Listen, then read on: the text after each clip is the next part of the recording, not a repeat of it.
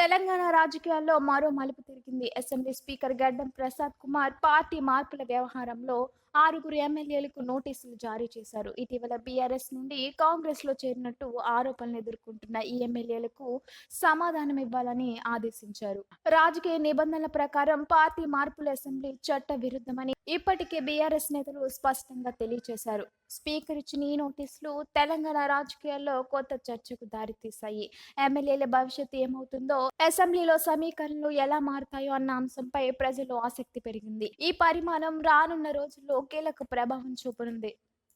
MVR farm to your home. మా వద్ద స్వచ్ఛమైన నాణ్యమైన క్వాలిటీ గల ఇడ్లీ రవ్వ, వరి నూక, దంపుడు బియ్యం అమ్మబడును మరియు అన్ని రకముల బియ్యములు అమ్మబడును.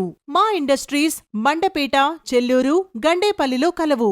ఆంధ్రప్రదేశ్ మొత్తంలో సుమారు 1000 పైగా డీలర్లు కలిగిన సంస్థ MVR ఇండస్ట్రీస్. మా ప్రోడక్ట్స్ ఆంధ్రప్రదేశ్లో గల అన్ని రైస్ డీలర్స్ దగ్గర సరసమైన ధరలకు లభించును.